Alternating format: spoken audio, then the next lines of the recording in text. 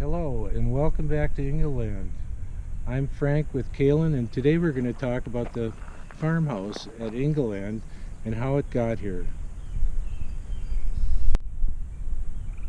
So this is the house that Hans Hansen built in 1883 after he immigrated from Norway when he was 35 years old.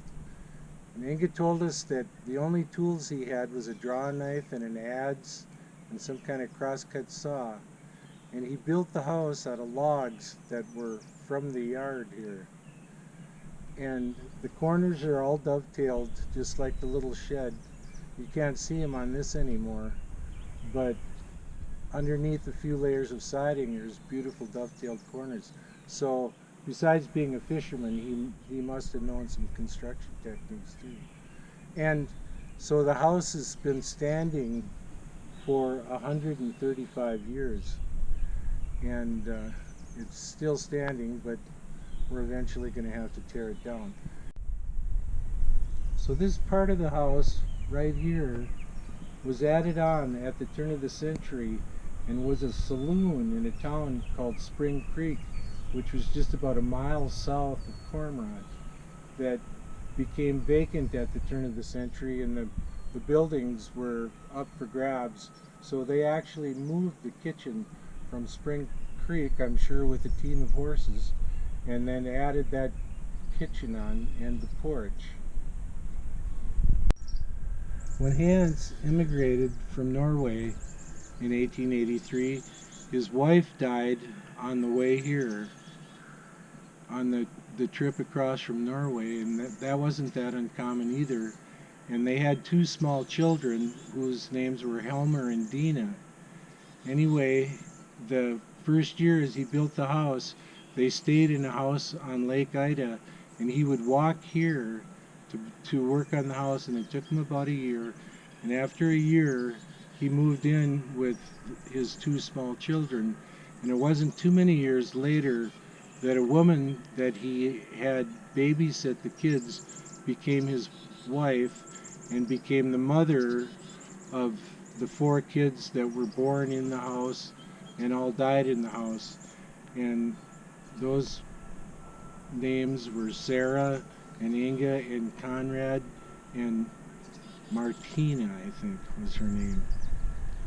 So they were all born in the house and all died in the house except for Inga, who was living in a retirement home and went to the hospital at Detroit Lakes and died.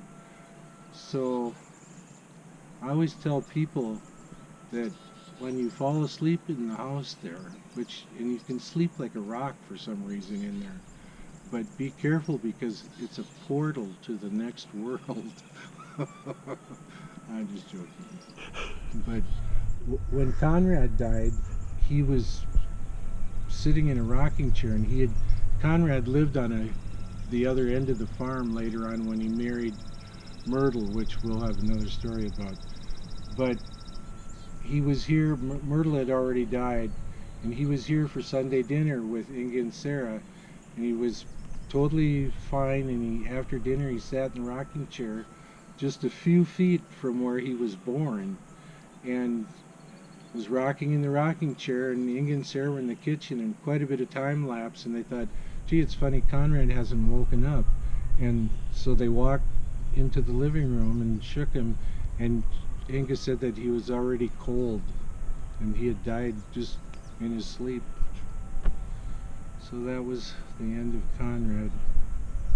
So on July 7th in 1922, Hans died, and Inga told us that it was really hot that summer, and he would have been 57 years old, I guess, which was fairly old at the time.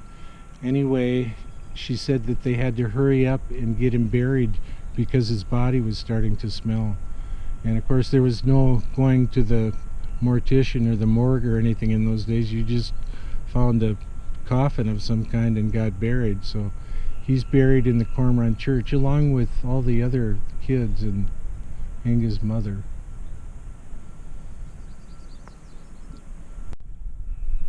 Okay, this is a white a white pine, a white Norway pine. And a lot of people that have come in have talked about how gnarly it is and that I should tear it down or cut it down, get rid of it. But I don't want to, because Inga told a story about in one summer day in 1930 where they took the Model T all the way to Itasca Park, and I have a picture of them there where she got a photograph with an Indian chief, and she said that it cost 50 cents to get the photograph, which I suppose was a lot of money. But anyway, they wanted a souvenir from Itasca Park, so they dug up a little small seedling of a white pine and brought it and planted it right there. And so that's the Itasca white pine that's in the yard, and I suppose we'll stay there until it does finally snap over. But it, yeah, it is kind of gnarly. But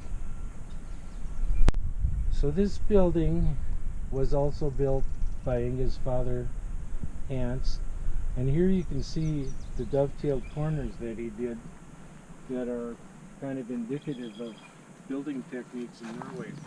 This building was the granary, and they stored grain in here apparently, and it was built in 1910. And as you can see on the wall, there's a set of deer antlers from a fairly small deer, it wasn't a big deer, and a stick. And that story, I asked Inga why that was. It's been on the building since I've had the farm, and she told the whole story about how her brother Conrad in 1932 went out on the lake in October when the ice was just had frozen over. It was only a couple inches thick, and out on the ice was that buck, and it couldn't get anywhere. It was just helpless, slipping on the ice, and its legs were spreading. So Conrad got that stick, and I think the stick was maybe a little bit bigger then. I think over the years it's, some of it's deteriorated, or maybe that's as big as it was. But anyway, he went out on the ice, and the whole family was there watching this. And of course they were worried about him falling through the ice because it had just frozen over. And anyway, he went out in the bay right here in front of the farm and killed the deer with the stick, and Inga said it took quite a while. And then he dragged the deer in, and they butchered it, and Inga told me that they tried to eat it, but the meat was so tough from the torture that the deer went through that they couldn't eat the meat, and they had to feed it to the dog. So that's the story of the deer antlers and the stick.